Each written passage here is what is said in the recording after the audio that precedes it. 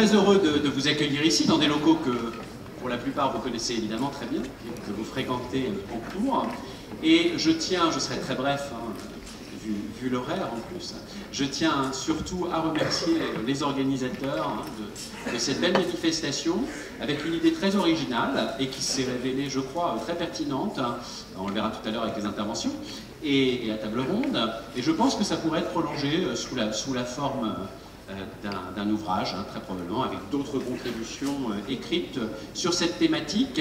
Bon, il se trouve que dans ma thèse, moi j'avais rencontré ce sujet un peu par hasard, même si je travaillais sur le territoire, donc c'était pas complètement par hasard, mais j'avais été agréablement surpris de voir que le Conseil d'État s'était intéressé à plusieurs reprises à ce qui se passait dans ce qui n'était pas encore la région Centre-Val de Loire, mais disons les départements de la Loire moyenne, donc du Berry, de l'Orléanais et de la Touraine. Donc merci à tous les intervenants, et je vais tout de suite passer la parole à mes deux amis directeurs et directeurs adjoints du CRJ Potier, donc le laboratoire qui regroupe les juristes orléanais. Vous n'êtes pas sans savoir bien sûr que cette école de droit d'Orléans, même avant la création de l'université en 1306, avait déjà une longue histoire et une histoire prestigieuse. Merci beaucoup en tout cas à vous tous, et je cède la parole donc très volontiers à Jacques Leroy, directeur donc du CRJ Potier. Eh bien, merci, monsieur le doyen.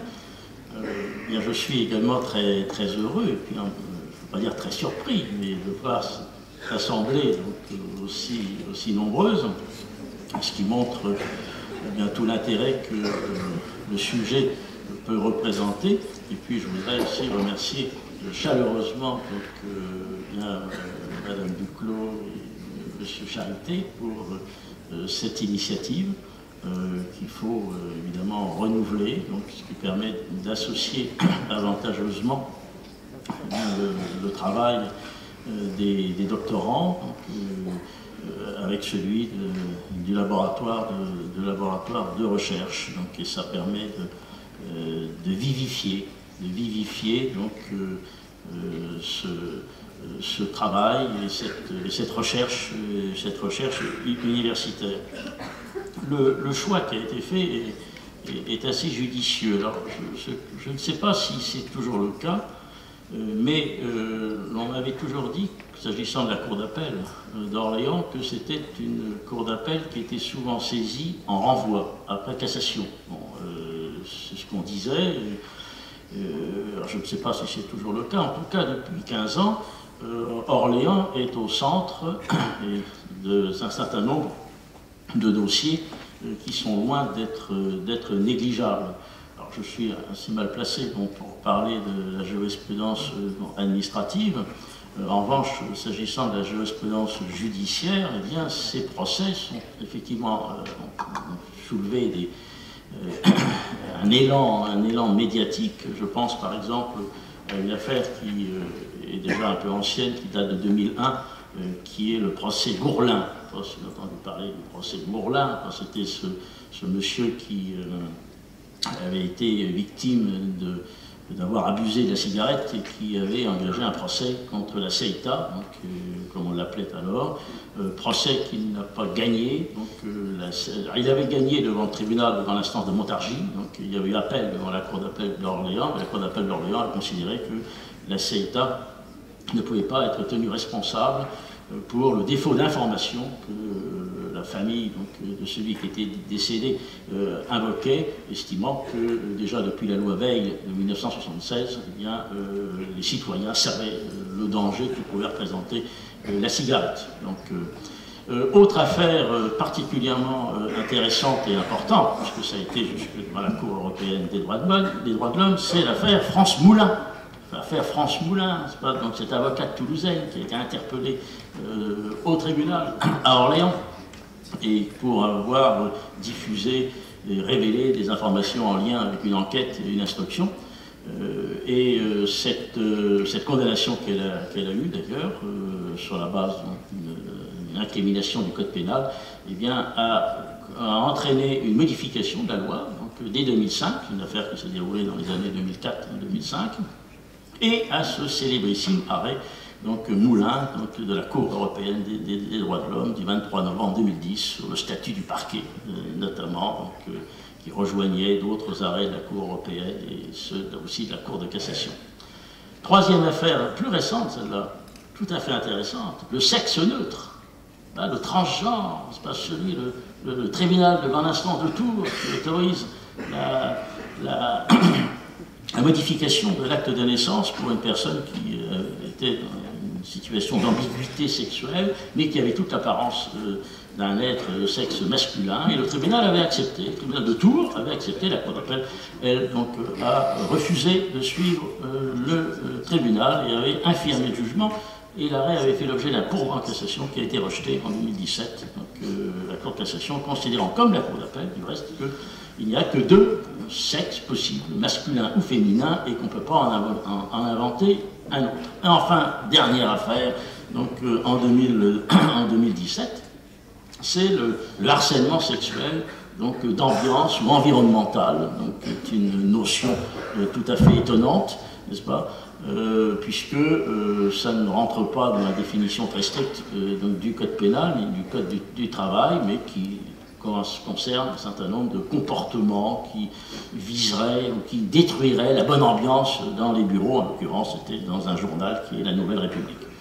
Et il y a eu également condamnation et un pourvoi en cassation, donc semble-t-il, a été formé à ce moment-là. Donc on voit bien tout de même que nous avons là quelques espèces assez séduisantes sur des notions, et on voit que la Cour d'appel d'Orléans est saisie de questions centrales. Je voudrais ajouter deux choses.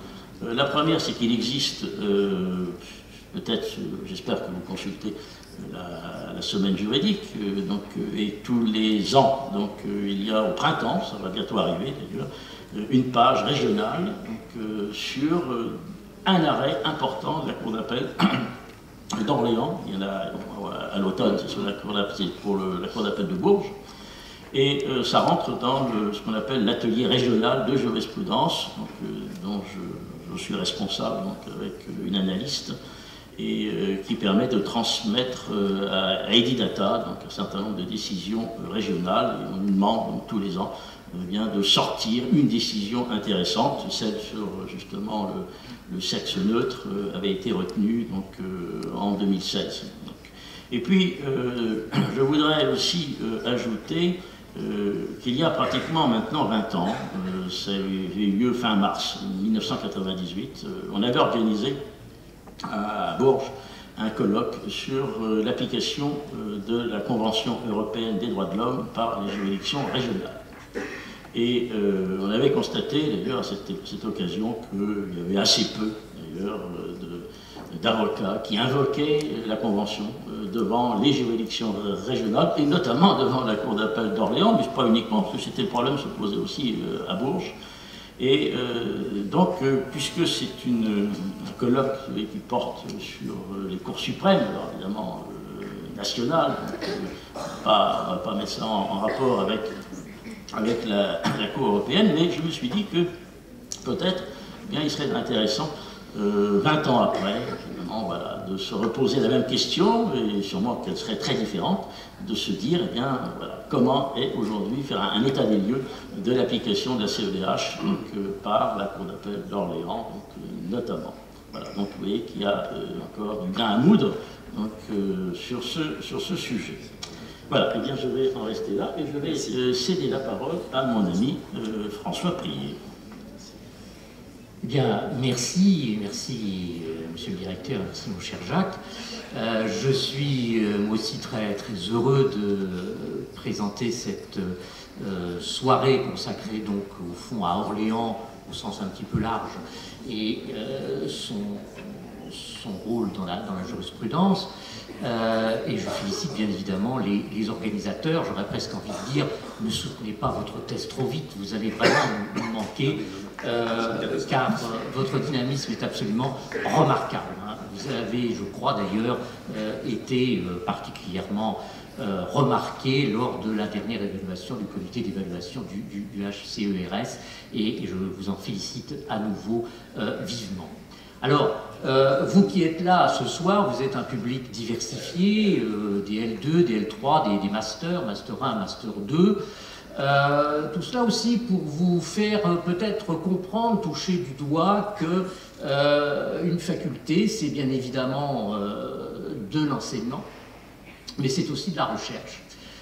Puisque, en particulier, les masters sont adossés, hein, ils sont adossés statutairement depuis la réforme LMD, donc depuis presque une quinzaine d'années maintenant, ils sont adossés donc à des laboratoires. Et pour ce qui nous concerne, bien sûr, c'est le Centre de recherche juridique Poitiers qui a vocation à rassembler l'ensemble des juristes de cette maison, et même un petit peu au-delà, puisque il y a même une gestionnaire publique et une sociologue.